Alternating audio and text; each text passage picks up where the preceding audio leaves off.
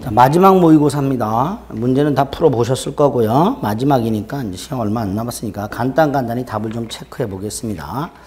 41번 반사의 질성에서 사례 형태로 나오는 이중매매, 가분일과 매매계약을 체결하고 대금을 지급받았으나 부동산 가격이 폭등하자 병에게 다시 매도하고 소유권 이전 등기를 해줬습니다. 원칙적으로 먼저 등기를 넘겨받은 자가 소유권 취득한다 그랬어요. 따라서 병이 소유권을 취득하고요. 을은 갑에게 채무 불이행 책임을 추구하는 걸로 정리가 된다 그랬어요. 다만 병이 갑의 이중매매 행위에 대해서 적극 가담을 했다면 그때는 반사의 질서는 무효가 된다 그랬어요. 그러니까 1번 단순히 이중매매라는 사실만으로 갑병 간의 계약이 무효가 되는 것은 아닙니다. 갑병 간의 계약이 무효가 되려면 병의 적극 가담 행위가 있어야 된다 그랬어요. 따라서 2번 갑병 간의 계약이 유효라면 병이 완전하게 소유권을 취득하고요. 따라서 갑의 을에 대한 이전 등기 의무는 이행불능이 되기 때문에 을은 갑에 대해서 이행불능을 이유로 하는 채무 불이행 책임, 계약을 해지하고 손해배상을 청구할 수 있다. 이렇게 되겠죠. 2번 옳은 지문. 3번 갑병 간의 계약이 무효가 아닌 한 먼저 이전 등기를 마친 병이 소유권을 취득하고요. 4번 병이 갑을 간의 계약이 체결되어 있다는 걸 알고 있었다는 사실만으로는 적극 가담이 아니기 때문에 무효가 아니지요. 4번이 틀렸죠. 알면서 적극적으로 매도를 권유 요청하여 계약 체결까지 되어야 반사의 질서가 된다. 그랬습니다. 답은 4번이네요. 5번 갑병 간의 계약이 무효라면 병 등기를 말소해야 되는데요. 이 말소하는 방법 딱 하나. 을이 갑을 대위하여 병등기 말소를 청구할 수 있다고 그랬습니다. 을이 직접 병등기 말소 청구할 수 없고요. 을이 직접 병에게 이전등기 청구할 수 없고요. 갑도 병에게 말소등기 청구할 수 없습니다. 병등기를 말소하는 방법, 을은 갑을 대위하여 병등기 말소를 청구할 수 있다. 딱 머릿속에 넣으시면 되지요. 틀린 것은 4번. 42번 법률행위에서는 법률의 목적을 밝히는 거, 자연적, 기본적, 보충적 해석인데 그중에 규범적 해석을 원칙으로 한다 그랬습니다. 그게 1번이죠.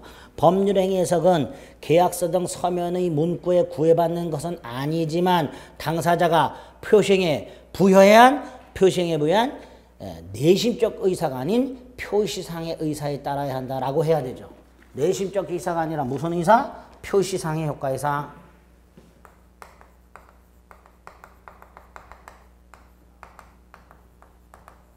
내심적 의사가 아니라 요거 표시상의 효과의사에서 해석을 해야 되죠. 2번은 O표시 무효 원칙.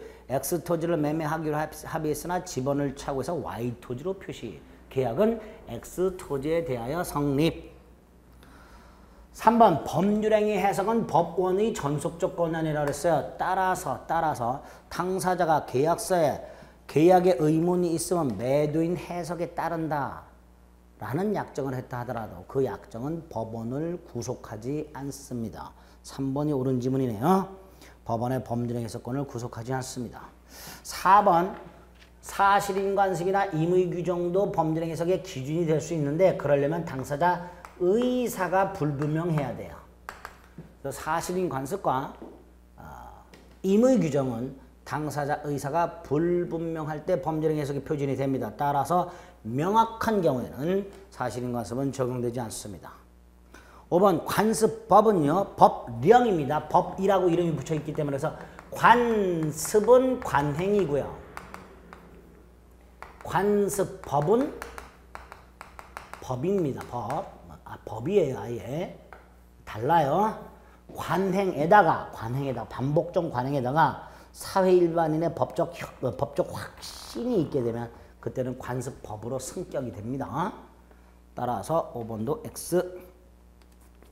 옳은 것은 3번. 43번 진위 아닌 의사표시. 원칙적으로 유효하되 상대방이 표의자의 진위 아님을 알았거나 알 수 있었을 경우에는 무효가 된다 그랬어요. 1번은 부인이 남편 몰래 돈을 빼다가 증권에 투자했는데 손실이 생겼어요.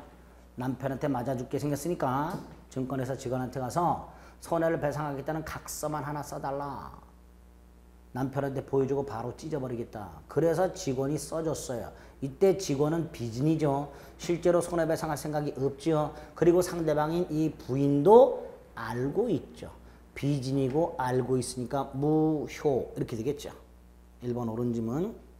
2번은 비진이 표시 규정은 공법상의 의사표시는 적용이 없고 공법상의 의사표시가 비진이 표시인 경우 원칙적으로 그냥 유효라고 그랬습니다. 상대방 지부지를 묻지 않고 따라서 공무원이 거짓으로 사직서를 냈을 때는 상대방 지부지를 묻지 않고 그대로 유효하다. 옳은 지문. 3번은 비진이 표시에서 진의의 뜻 외우자 그랬어요. 세 가지 지문. 비진이 표시에서 말하는 진이란 당사자 진정으로 마음 써서 바라는 상을 뜻하는 것이 아니라 특정 의사를 표시하고자 하는 표의자의 생각을 말한다. 이거 하나 하고요. 당시상에서 최선이라 판단하고 의사를 표시했다면 비진이 표시라고 할 수는 없다 하고요. 강박에 의해서 재산을 강제로 뺏긴다는 것이 본심으로 잠재되어 있다 하더라도 일단 증여를 하게 하고 증여 의사를 표시한 이상 비진이 표시라고 할 수는 없다 그랬죠. 그 세 가지 따라 3번 틀렸네요. 표의자가 진정으로 마음속에 바라는 상을 뜻하는 것이 아니라 특정 의사를 표시하고자 하는 표의자의 생각을 말한다 그랬습니다. 비진이 표시 규정은 대리권 남용에 유추 적용된다 그랬죠. 대리인이 개인적 이익을 도모하지만 대리행위를 한 경우 이걸 배임적 대리행위라고 그랬고 원칙적으로 유효한 대리행위로서 본인에게 효력이 생기되 다만 상대방이 대리인의 배임적 의도를 알았거나 알 수 있었을 경우에는 배임적 의도를 알았거나 알 수 있었을 경우에는 107조 1항 단서를 유추 적용하여 본인에겐 효력이 생기지 않는다. 이렇게 처리한다 그랬습니다. 옳은 지문이에요. 5번 비진이 표시가 성립하게 되면요 원칙적으로 유효해요. 다만 상대방이 알았거나 알 수 있었을 경우에는 무효가 되는데 이때 상대방 선의 무과실은 추정이 됩니다. 따라서 상대방이 스스로 선의 무과실을 증명할 필요가 없고 무효를 주장하는 자가 상대방의 악의 또는 과실을 증명해야 됩니다. 그게 5번. 44번에 1번 상대방 없는 의사표시에서 제3자라 사기양박을 했다. 그냥 취소할 수 있죠. 요거 조심하실 게 상대방이 있는 의사표시에서 제3자가 사기라 강박을 했을 때는 상대방이 알았거나 알 수 있었을 경우에 하나여 취소할 수 있지만 상대방이 없는 의사표시에서 제3자가 사기 강박을 했을 때는 상대방이 알았거나 알 수 있었을 경우를 적용할 여지가 없으니까 언제든지 취소할 수 있다. 이렇게 되겠죠. 1번이 옳은 지문이네요. 2번 차고나 사기 강박을 이유로 취소하면 소급해서 무효가 된다 그랬습니다. 그때부터가 아니라 처음부터 무효가 된다. 3번 토지거래 허가를 받지 않은 유동적 무효 상태의 거래를 하더라도 별도로 무효나 취소 사유가 있으면 그걸 주장하여 확정적 무효로 돌릴 수 있다 그랬습니다. 3번 취소할 수 있다라고 해야죠. 4번은 갑이 을과 계약을 하는데 을의 대리인이 기망을 했어요. 이렇게. 이거는 을의 기망과 똑같다 그랬죠. 따라서 갑은 을의 지부지를 묻지 않고 취소할 수 있다라고 해야죠. 4번도 X. 자, 고지 의무 있는 자가 고지 의무를 위반하게 되면 침묵 또는 부작위에 의한 기망이 될 수 있다 그랬죠. 아파트를 분양하는 분양자가 아파트 주위에 공동묘지가 조성되어 있다는 사실을 알려줘야 돼요. 알려주지 않았다면 고지 의무 있는 자가 고지하지 않았으니까 부작위, 침묵에 의한 위법한 기망이 되고요. 따라서 기망을 당한 자는 취소할 수 있고 and 손해배상도 청구할 수 있지요. 5번 X. 이때 취소와 손해배상 청구는 중첩적으로 행사할 수 있으며 두 번째, 취소하지 않더라도 손해배상은 따로 청구할 수 있다. 즉 손해배상을 청구하기 위해서 먼저 취소를 할 필요는 없다. 이런 것들 기억나시면 됩니다. 자, 옳은 거 1번. 45번 1. 자기약 쌍방대리가 원칙적으로 금지가 되지요. 124조. 만약에 위반하게 되면 무권대리로 무효가 된다 그랬습니다. 2번 대리권은 분명하지만 범위가 불분명하면 118조가 적용되죠. 관리행위만 할 수 있고 처분행위는 못합니다. 그리고 관리행위라면 무제한적인 보존행위와 일정한 범위 내 이용, 계량행위를 할 수 있죠. 그런데 보존행위만 할 수 있다니까 틀렸네요. 3번은 128조 임의대리권의 특이한 소멸사유 원인관계 종료 수권행위 철회. 그러니까 원인관계 종료 전에도 수권행위를 철회할 수 있고 철회하면 대리권은 소멸 이렇게 되죠. 4. 대리인이 사기라 강박을 당하지 않는 한 본인이 사기라 강박을 당했다 하더라도 본인은 취소할 수 없다. 대리행위 하자는 대리인을 기준으로 한다 그랬습니다. 따라서 차고나 사기 강박도 대리인을 기준으로 합니다. 116조 1항. 결국 대리인이 사기 강박을 당해야 본인에게 취소권이 생기고 만약 대리인이 사기 강박을 당하지 않았다면 아무리 본인이 사기 강박을 당했다 하더라도 취소권은 없습니다. 5번 대리인은 행위 능력자임을 요하지 않지요. 그러니까 피성년 후견인도 대리인 될 수 있다. 옳은 질문 틀린 거 2번. 46번 갑의 미성년자 아들은 갑의 대리인이라 칭하며 이전 등의 피난소를 훔치거나 위조해서 갑수의 X부동산을 병에게 팔았다. 표현대리가 해당한다고 볼 만한 사정이 없다면 이라고 되어 있습니다. 협의의 무권대리죠. 협의의 무권대리는 유동적 무효고 본인에게 추인권과 추인 거절권이 있고 상대방에게 최고권과 철회권이 있으며 무권대리인이 본인의 추인을 얻지 못하면 135조 책임을 져야 한다 그랬죠. 자, 그럼 1번. 갑이 병에게 대금지급을 요청했다. 그리고 수령했다. 추인. 2번 갑이 을과 병사의 계약을 추인한다는 걸 을에게 했다. 본인이 무권 대리인에게 추인을 했다. 추인할 수 있죠. 그런데 병이 아직 이 사실을 모르면 병에게는 추인 효과를 주장할 수가 없지요. 그래서 병은 철회할 수 있다 그랬어요. 3번 상대방의 최고권은 선악불문하고 할 수 있는 반면에 철회권은 선의만 할 수 있다 그랬어요. 그러니까 3번 병이 계약 당시 을에게 대리권이 없음을 알았다면 즉 악의라면 철회할 수 없습니다. 4번 갑이 추인을 거절한 경우 을은 책임을 지는가? 예, 미성년자라고 되어 있습니다. 135조 책임이 성립하려면 무권대리는 행위 능력자여야 돼요. 따라서 미성년자 같은 제한능력자라면 135조 책임 성립하지 않습니다. 책임지지 않는다. 옳은 질문. 5번 만약 을이 서류를 위조하여 자기 자신의 권리로 X부동산을 처분한 경우 자기 자신의 권리로 X부동산을 처분했다. 이건 무권대리가 아니죠. 무권리자의 처분 행위예요. 그런데 무권대리가 아니지만 이걸 권리자가 추인을 할 수 있는데 무권대리 추인 규정을 유추 적용해요.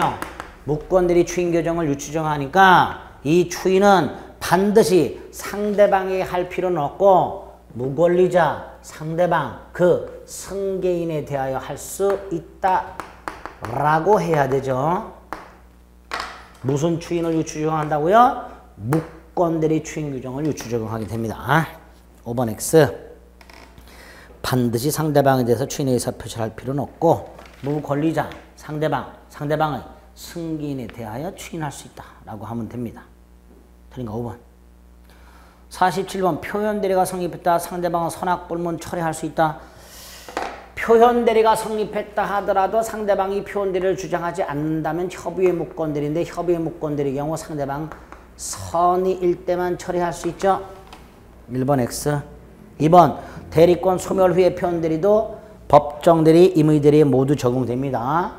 125조 대리권 수요 표시한 표현대리는 임의대리에만 적용되지만 126조 권한노문 표현대리나 129조 권한소멸 후의 표현대리 이 두 놈은 법정대리, 임의대리에 모두 적용됩니다. 3번은 이 125조 대리권 수요 표시한 표현대리는 본인과 표현대리 사이에 아무런 계약관계가 존재하지 않아도 성립하는 게 요거예요.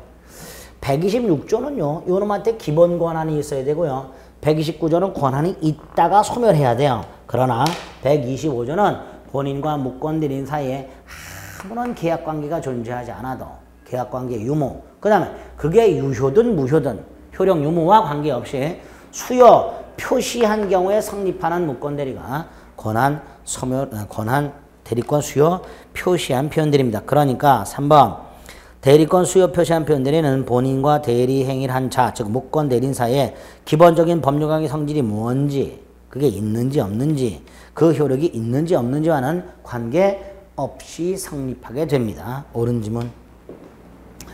4번 권한 넘은 표현들의 기본 대리권 속에는 복대리권 포함되죠. 안 되는 거 두 개 우리 외우고 있어요. 증권회사 투자상담 같은 사실행위하고 비법인 사단의 대표자. 이 두 개는 안 돼. 나머지는 된다고 생각하면 돼요. 복대리권도 포함된다. 5번 표현대리가 성립하게 되면 본인은 전적인 책임을 져야 한다 그랬어요. 상대방의 과실 따위를 참작하여 본인 책임을 감경해 주지 않는다 그랬습니다. 과실상계 적용 안 된다 이렇게 되죠. 과실상계가 뭐예요? 상대방 과실을 참작하여 본인 책임을 감경한다는 건데 이거 적용 안 된다 그랬죠. 그러니까 5번 X, 옳은 거 3번. 48번 무효와 취소는요 법률행위가 성립이 되었다는 걸 전제로 효력 요건을 갖추지 못해서 무효인지 취소인지가 문제가 되는 거예요. 따라서 법률행위 자체가 아예 성립하지 않았다면 무효 취소 문제는 생기지 않습니다. 1번 옳은 지문. 2번은 무효행위에 준한 아이를 입양을 하면서 친생자 출생신고를 했어요. 그러면 입양을 했는데 친생자 출생신고 했으니까 무효야. 무효인데 당사자 간에 입양의 의사가 있어. 그러면 친생사 출생신고로서는 무효지만 유효한 입양신고로 전환. 이렇게 가족법상의 행위에 대해서도 우리 대법원은 광범위하게 무효행위 전환을 인정해주고 있습니다. 2번 옳은 지문. 3번 매매계약 체결 당시 토지거래 허가구역에 있다가 그 후에 지정해제됐다. 3번은 토지거래 허가구역 내에서 허가를 받지 아니한 유동적 무효 상태에서 확정적으로 유효가 되는 게 3개. 허가받은 경우, 구역지정이 해제된 경우, 구역지정 기간이 만료가 됐는데 재지정하지 않은 경우. 3가지 확정적 유효가 된다 그랬습니다. 따라서 3번 X. 4번은 토지거래 허가구역 내에서 거래를 하면서 야 우리 10월 말까지 허가를 받기로 하자라고 약속을 했어요. 그런데 허가를 받지 못한 채 그 약정기한이 지났어요. 지나도 여전히 유동적 무효. 왜? 불허가가 난 게 아니잖아요. 아직 허가를 받지 못했을 뿐. 따라서 여전히 유동적 무효. 즉 허가를 받기로 한 약정기한이 허가를 받지 못한 채 경과 지났다는 이유만으로 확정적 무효가 되지는 않습니다. 4번. 5번 제한능력자. 제한능력자는 능력자가 되기 전에도 단독으로 자신의 행위를 취소할 수가 있어요. 반면에 능력자가 되기 전에는 단독으로 자신의 행위를 추인할 수가 없어요. 구별해야 돼요. 다만 여기에 예외가 있죠. 법정 대리인이 추인을 하는 경우 하고요. 단 법정 대리인이 추인을 하는 경우 하고요. 또 하나가 미성년자하고 피한정 후견인이 법정 대리인 동의를 받아서 추인하는 경우 하고요. 이 2가지는 능력자가 되기 전에도 추인할 수 있다. 예외라 그랬습니다. 5번 옳은 지문이네요. 틀린 거 3번. 49번 민법상 추인. 우리 시험법에 추인이 3가지가 있죠. 무권대리 추인, 무효행위 추인, 취소할 수 있는 행위의 추인 3가지가 있습니다. 이 기억, 무권리자, 아까 이 무권리자의 처분 행위에 대해서 무권대리 추인 규정을 유추 적용한다고 그랬습니다. 기억 옳은 지문.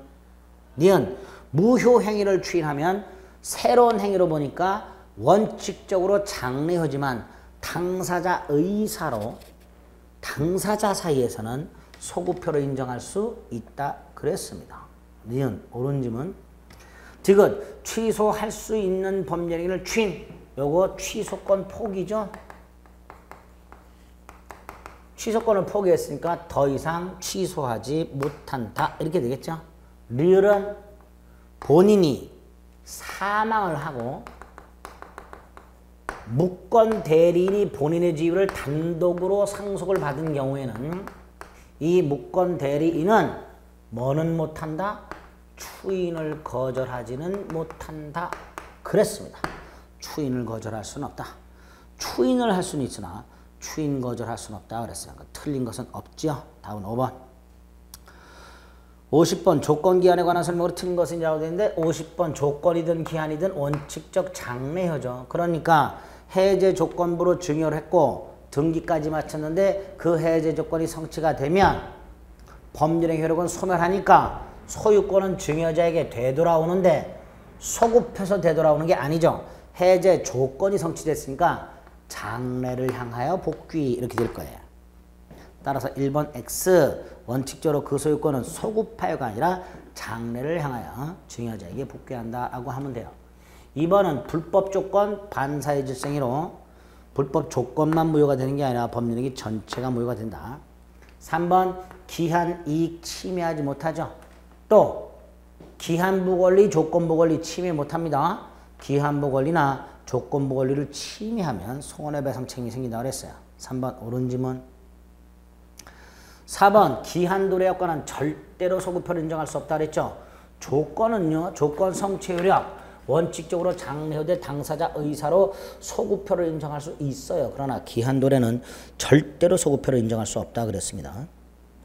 5번은 갑이 을에게 주택이 임대가 되면 보증금을 반환하겠다고 약속한 경우 이렇게 불확정한 사실이 부관으로 붙어 있을 때 이게 조건일 수도 있고 기한일 수도 있다. 구별은 이렇게 한다 그랬어요. 그 사실이 발생을 하면 채무를 이행하고 발생하지 않으면 이행하지 않아도 좋다라고 해석이 되면 조건이고 그 사실이 발생을 하든 불발생으로 확정이 되든 채무를 이행해야 한다. 그러면 기한이라 그랬습니다. 5번 발생하지 않으면 이행하지 않아도 된다. 그러니까 뭐예요? 조건 이렇게 되죠. 판례를 그대로 기억하시자. 틀린 것은 1번. 51번 물권적 청권. 물권적 청권은 침해 원인 불문, 손해 발생 불문, 물권적 청권 행사할 수 있다 그랬죠. 즉 불가항력적 침해의 경우에도 물권적 청권 인정이 된다. 침해자의 고의과실 요건이 아니다. 1번 옳은 지문. 2번 물권과 운명을 같이 한다. 따라서 물권적 청권은 물권과 분리해서 양도할 수 없다. 3번 민법은 소유권에 있는 규정을 지상권, 지역권, 전세권, 저당권에 준용합니다. 그러나 유치권과 질권에는 준용 규정이 없어요. 뭐하고 뭐에는 유치권하고 질권에는 준용 규정이 없어요. 그래서 이 유치권은요. 물권적 청권이 인정이 안 돼요. 얘는. 그러나 얘는 해석을 통해서 인정을 해줘요. 이렇게 구별해 두자. 이 3번 X. 소유권이 소멸시에 걸리지 않으니까 소유권에 기초한 물권적 청권도 소멸시에 걸리지 않고요. 5번 불가항력적 침해의 경우에는 물권적 청권만 인정되지만 침해자의 고의과실이 있다면 물권적 청권 외에 손해배상 청권도 별도로 발생할 수 있다고 그랬죠. 옳은 지문. 틀린 것은 3번. 52번 물권의 효력에 관한 설명으로 틀린 것을 골라라. A 소유 부동산에 갑의 전세권, 을의 1번, 병의 2번 이렇게 되어 있어요. 전저조예요. 이때 저당권자가 경매를 뭐 1번 저당권자가 경매를 넣었던 2번 저당권자가 경매를 넣었던 요 1번 저당권이 말소 기준 권리에서 이렇게 소멸하고 요 놈은 원칙적으로 소멸하지 않는다 그랬습니다. 그랬습니다. 다만 얘가 배당을 요구하면 소멸한다 그랬어요.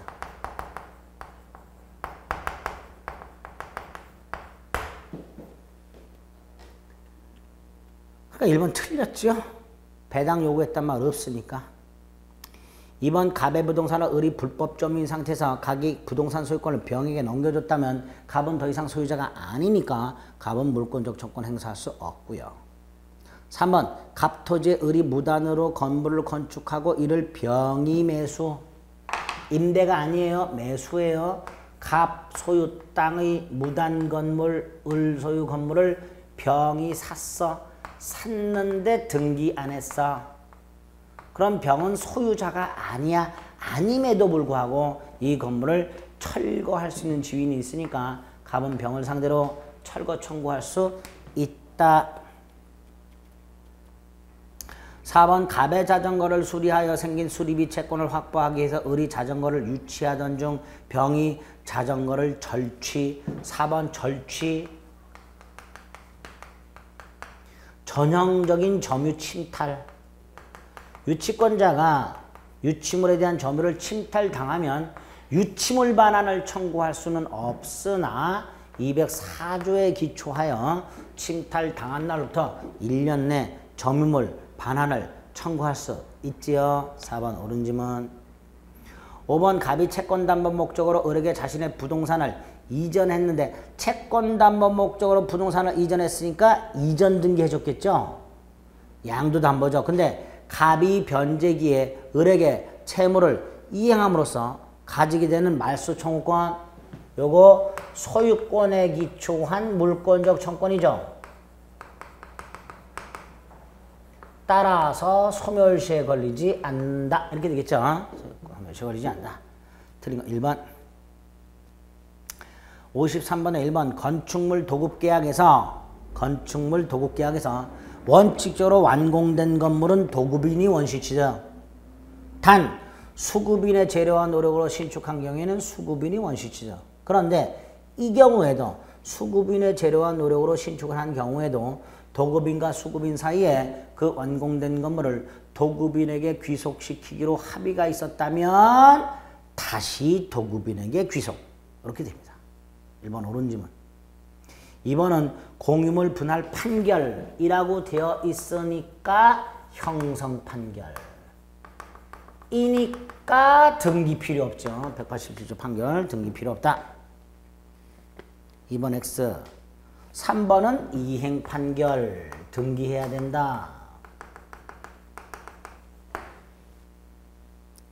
4번은 구분소유적 공유관계의 공유지분에 설정된 근저당권 실행으로 공유지분을 취득한 매수인은 그 구분소유적 공유지분권을 승계할 것이고요.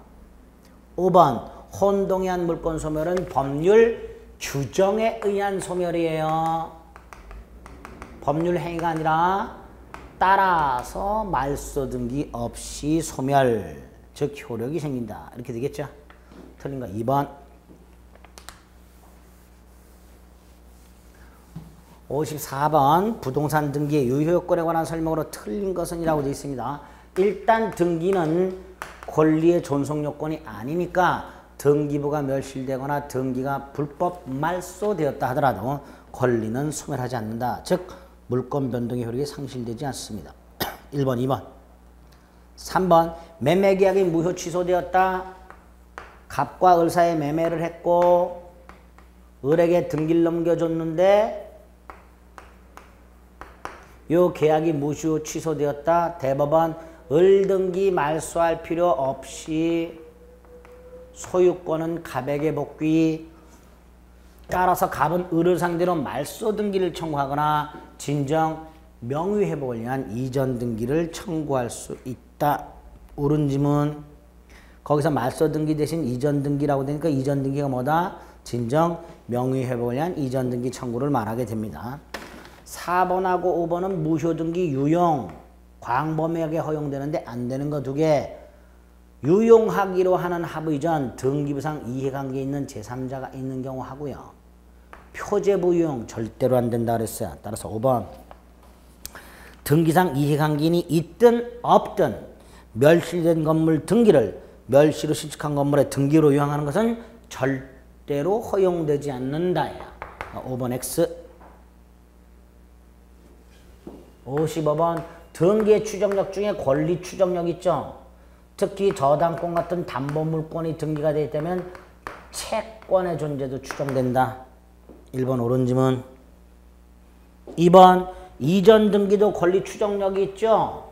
소유자가 갑에서 소유자가 을로 이전 등기가 되어 있다. 등기부에는 매매로 되어 있다. 그럼 현재 등기 명의인은 매매를 통해 적법하게 소유권을 취득한 후 추정되니까 무효로 주장하는 자가 매매한 적이 없고 그런 권리자가 아니다라고 주장하는 자가 그 반대 사실을 증명해야만 되죠. 3번이 틀렸네요.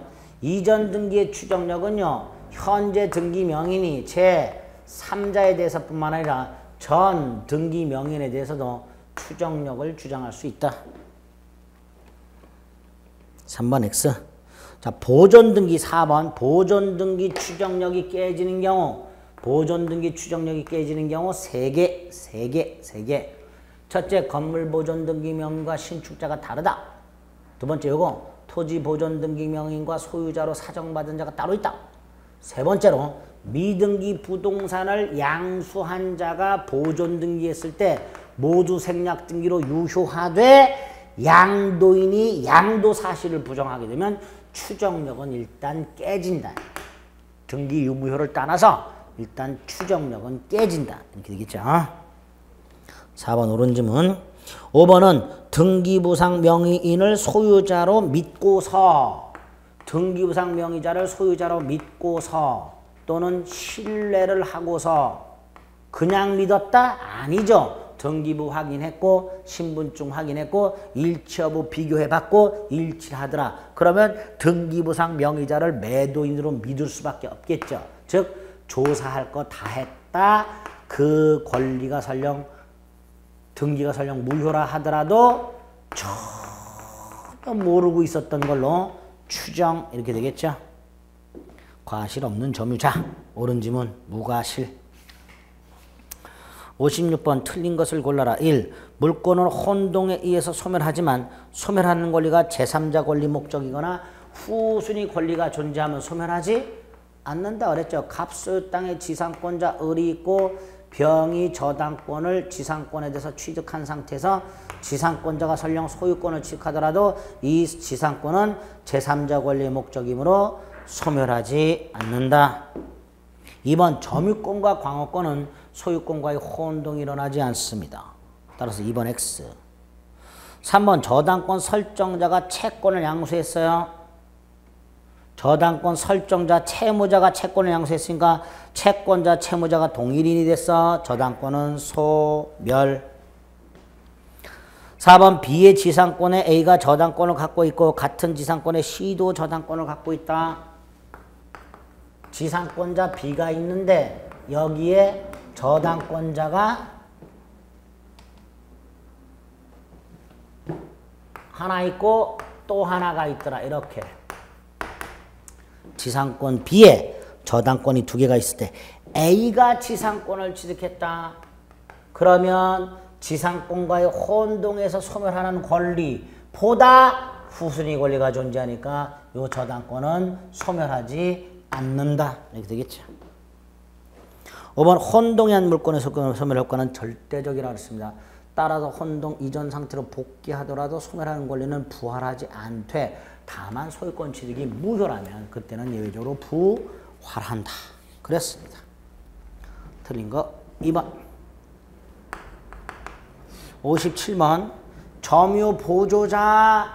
점유보조자는 점유자가 아니야. 따라서 점유권 없어. 점유보호 청구권도 없지요. 점유권의 터잡은 물권적 청구권 없어요. 자력구제권은 있다 그랬어요. 이렇게 2번 공유자 중 1인이 공유토지 전부를 점유합니다. 그러면 자기 지분 비율 범위 내에서는 자주, 다른 공유자의 지분 비율 범위 내에서는 타주. 3번 등기된 부동산은 물론이고 미등기 부동산에 관한 특별한 장면 점유자의 권리에 관한 적법 추정. 점유자의 권리에 관한 적법 추정 200조 점유의 권리적법 추정을 말하죠. 점유자가 점유물에 대해 생산한 권리는 적법하게 보유한 걸로 추정한다. 이때 점유물은 동산에 한한다. 동산. 따라서 부동산에는 적용되지 않는다. 4번 틀렸죠? 197조 1항에 의하면 점유자는 소유의 사로 평온하고 공연하게 선의로 점유한 것까지는 추정이 되나 무과실 점유 추정 규정은 없다 그랬습니다. 5번 208조 1항 2항 점유의소와 본권의소는 서로 영향을 미치지 않는다. 점유의소는 본권에 관한 이유로 재판해서는 안 된다. 점유권과 소유권이 전혀 별개의 권리고 따라서 점유권에 기초한 물권적 청구권과 소유권 등 본권에 기초한 물권적 청구권도 전혀 별개의 청구권이고 따라서 서로 영향을 미치지 않는다. 틀린 거 4번. 58번 갑이 도서 안에서 자신의 노트북을 사용 중 잠시 자리를 비운 사이에 을이 노트북을 훔쳤다. 그리고 모르는 병에게 빌려줬다.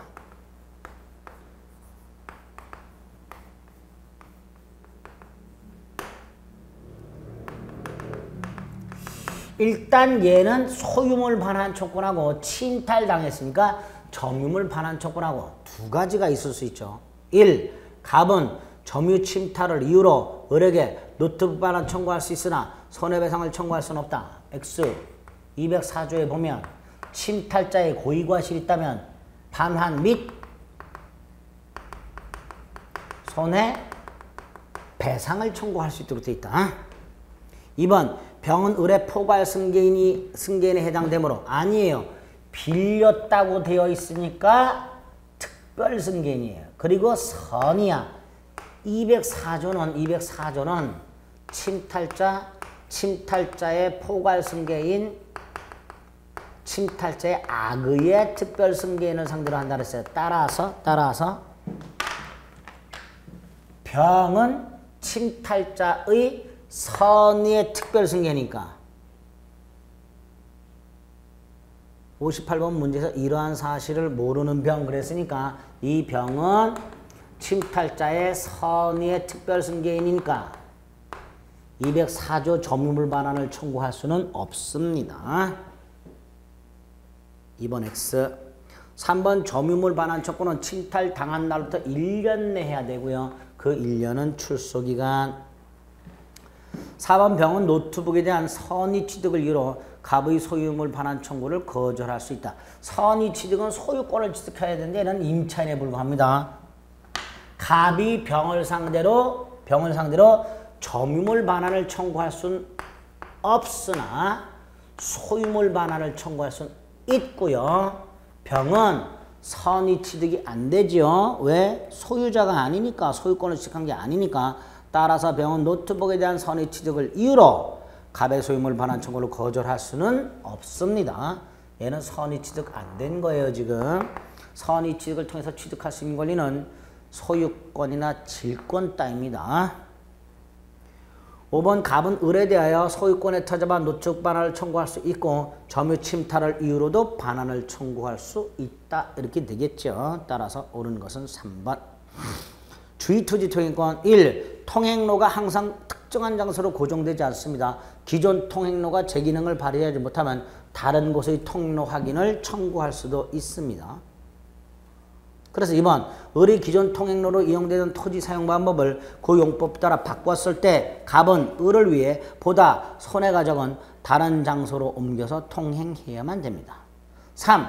담장이 설치되어 있는데 이게 통행권에 방해가 된다면 설령 당초에 적법하게 설치된 담장이라 하더라도 철거되어야만 합니다. 4. 주의토지 통행권은 장차 이용 상황을 대비한 범위는 인정 안 됩니다. 현재 토지의 용법에 따른 범위와 폭 여기까지만 인정됩니다. 5번 보상은 통행권자가 하는 거예요. 따라서 통행권자의 허락을 얻어 사실상 통행하는 자, 이 사람은 보상 의무가 없습니다. 따라 그 사람에게 보상을 청구할 수는 없습니다. 답은 4번. 60번 공유. 과반수 지분 공유자. 원칙적으로요. 공유자는요. 다른 공유자의 동의 없이는 공유물의 전부나 일부를 배타적으로 점유 사용할 수가 없어요. 그런데 공유물 관리를 지분의 과반수로 정할 수 있으니까 과반수 공유지분권자는 다른 공유자의 동의 없이도 공유물의 전부 또는 특정 부분에 대한 배타적 사용식을 정할 수 있다라고 해야죠. 1번 X. 과반수 지분권을 가진 자는 관리사항을 단독으로 정할 수 있습니다. 2번 공유부동산에 관하여 제3자 명의 무효 등기가 되어 있다. 가불이 공유하고 있는 땅에 대해서 병이 무단으로 등기되어 있다.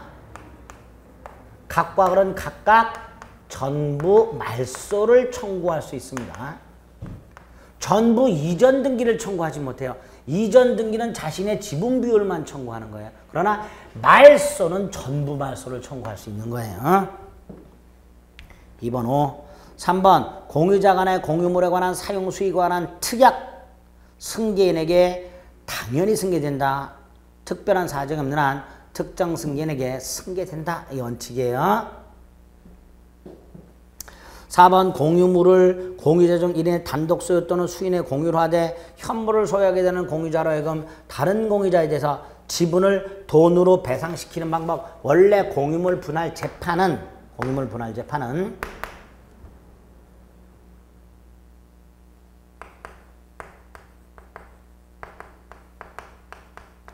현물 분할하고 대금 분할만 인정되죠. 원칙적으로 현물 분할이고 예외적으로 대금 분할이에요.